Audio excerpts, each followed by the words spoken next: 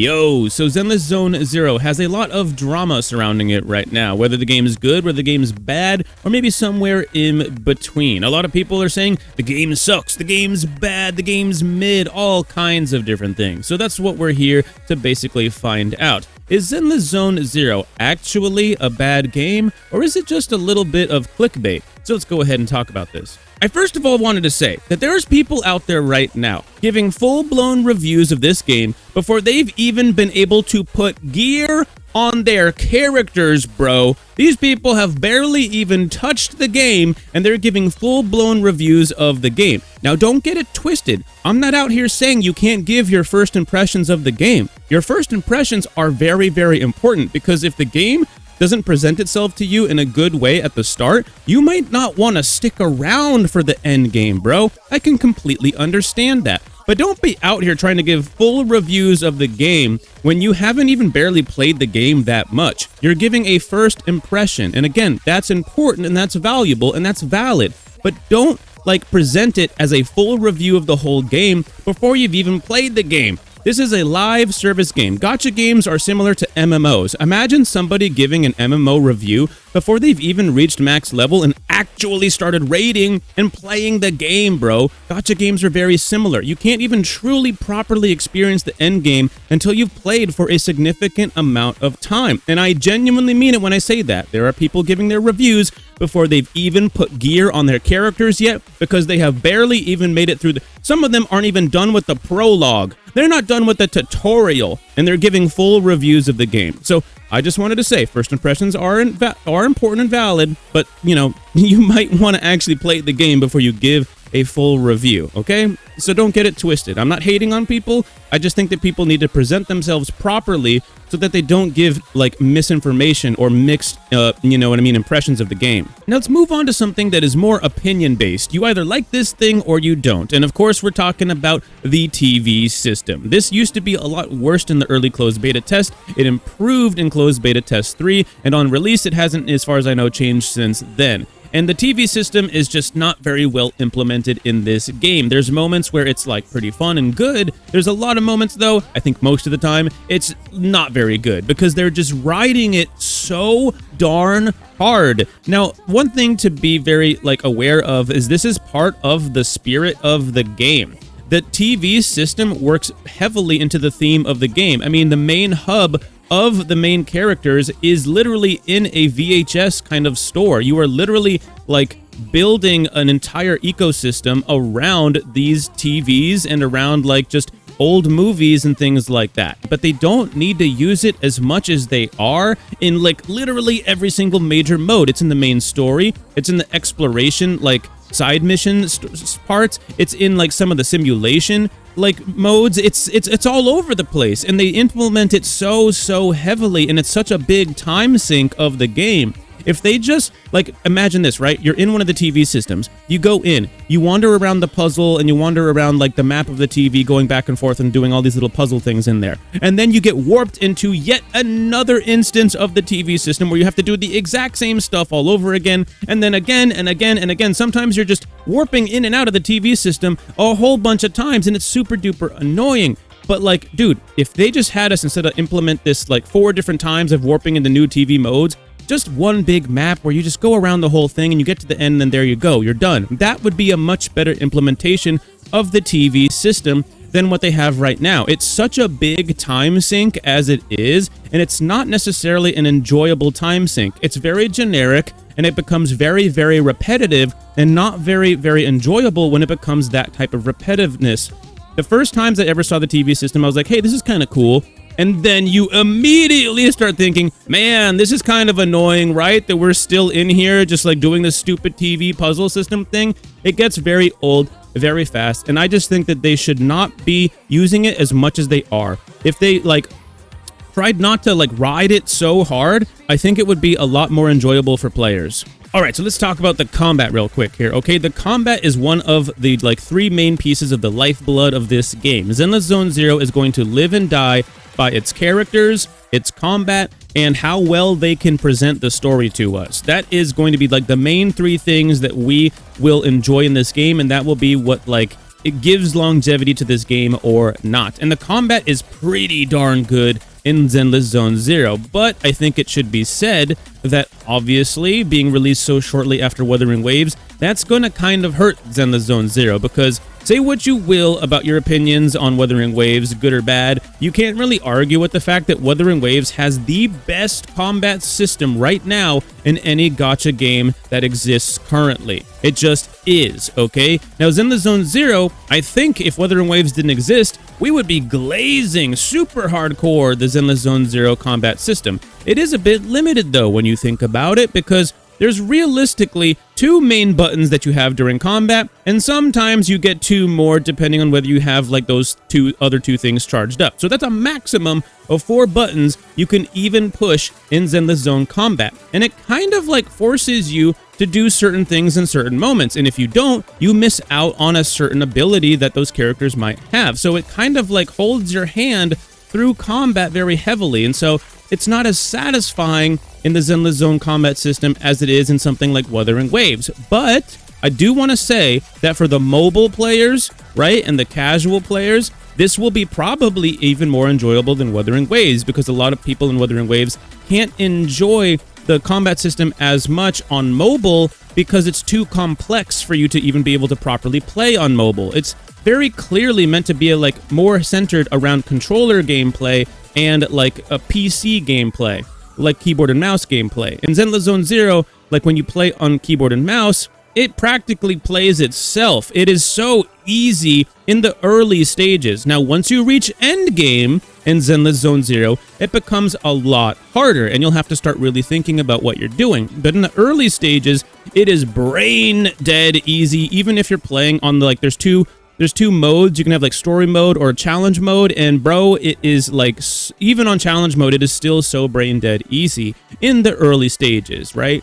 But I think that Zenless Zone Zero's combat system is fun enough, it's fluid, it's very tight, there's never any issues. The game is optimized very, very well. I've never seen a single bit of lag or anything like that in the game whatsoever, right?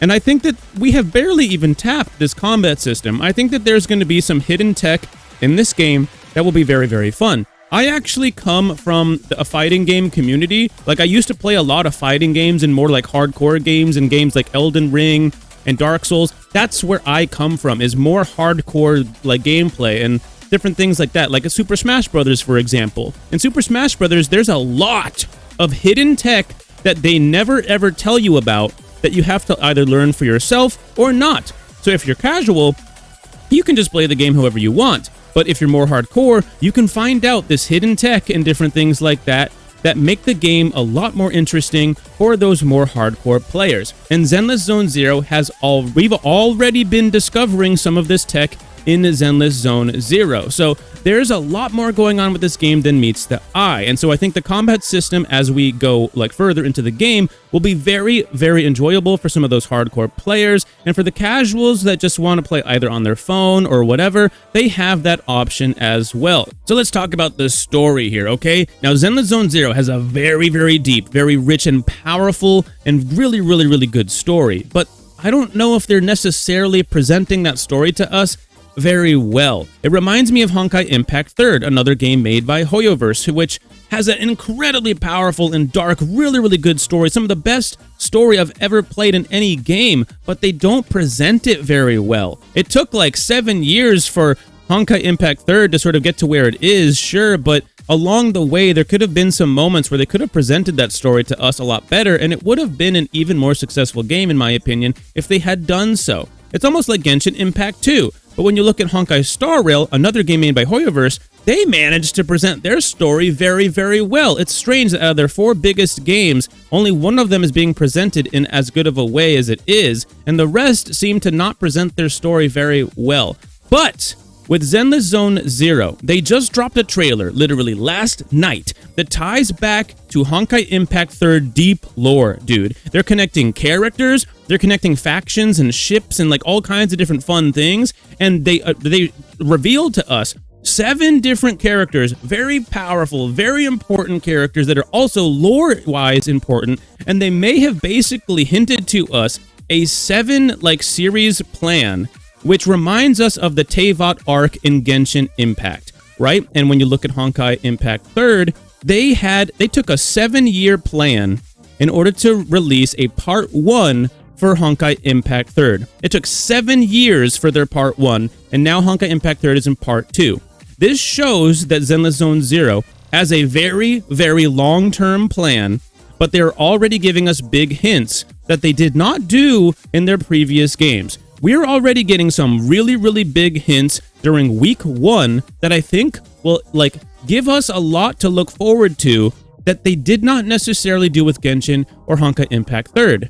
Honkai Star Rail was different. They showed us some things that we had a lot of stuff to look forward to in the early stages. I think if they follow a similar game plan with Zenless Zone Zero, I think their story will be really, really good. However, currently, the way that they're presenting the story is some really, really well animated cutscenes, but also some kind of storyboarded cutscenes where it looks almost like a Skype call gone wrong.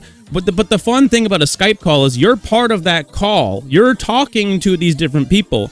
In the way that they present some of the story in Zenless Zone Zero, it's these panels where all of the characters are talking to each other, but you're not able to communicate with them in any way, right? It's just kind of goofy. Some of them you are, but a lot of them, they're just talking amongst themselves, and it doesn't even matter whether you're there or not. And it reminds me of certain MMOs, like MMORPGs, that were really low budget and used the same style. So it's not a good look, in my opinion, when a multi-billion-dollar company revert back to cheap, not very fun, grody kind of tactics to tell their story, when clearly some of the animations and things that they've presented in this story are some of the best I've ever seen. Dude, the animations for some of the cutscenes are so good.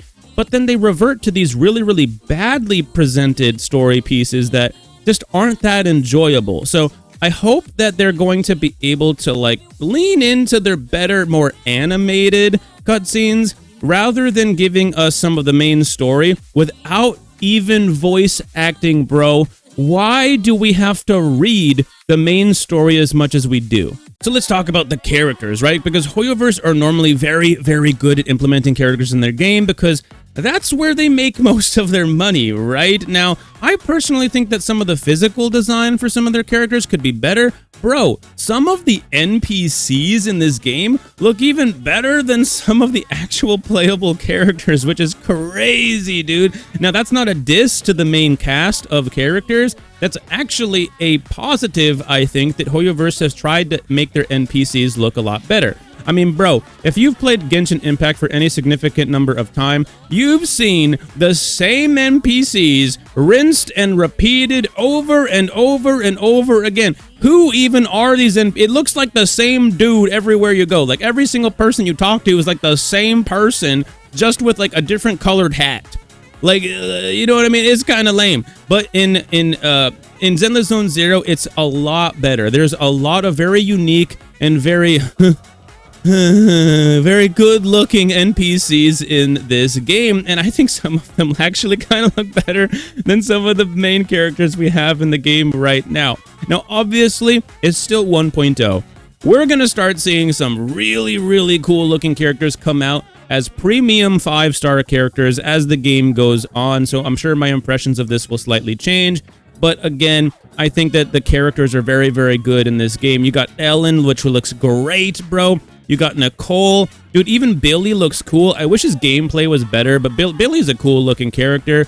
Even some of the furry characters. I'm not really into furries or lollies or anything like that, but I still think that some of these characters look really cool. I think Piper is sus as hell. I'm gonna stay the heck away from that because that's just kind of weird for me. Nekomata, I do not like.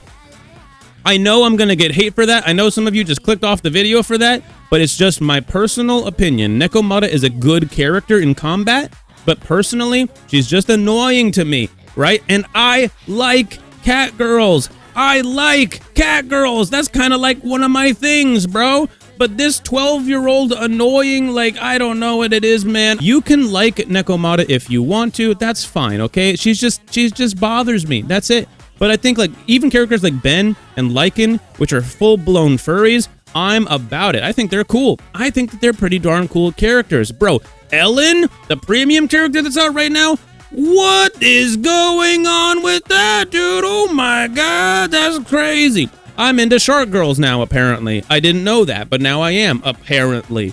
You know, I think some of these characters are great, like Nicole as well. I think some of the guy characters could look a bit better, and it kind of stinks that a lot of the guy, like, there's a bunch of the guy characters that look good, but they're like full-blown furries. I want to see some more cool-looking guys implemented into the game. I think most of the like female characters look amazing, so I can't wait to see what they do. Coming up next, but I do think that they're holding themselves back a little bit to make sure they don't have to ever censor their games. Now, unfortunately, I don't think that they've implemented their game in a very, very good way with some of these really good things that they have. Characters, combat, story. I think that they're all really well done most of the time. The TV system's a bit mid. I think that some of the other implementations are not that great. I think overall, I have to give this game first impressions a bit of like a 7, maybe a 7.5, and I don't really give out 10s, okay? Like, I gave Elden Ring a 10, and you might as well never expect to get there, right? So the most you're probably going to ever see out of me is like a 9, so getting a 7 or like a 7.5 is actually pretty darn good. I just think they need to implement things into their game a little bit better. So if you're considering picking up this game or trying this game out, I definitely think it's worth giving a fair shake. So definitely go out there and give it a try if you haven't already, but don't feel bad about giving it up if you don't feel like the game's for you. There's nothing wrong with not playing a game. It's not the best use of your time to play something that you're not enjoying. Anyways, if you found any of this helpful, informative, or in any way, shape, or form, consider leaving a like and subscribe, and I'll see you guys in the next one. Peace out.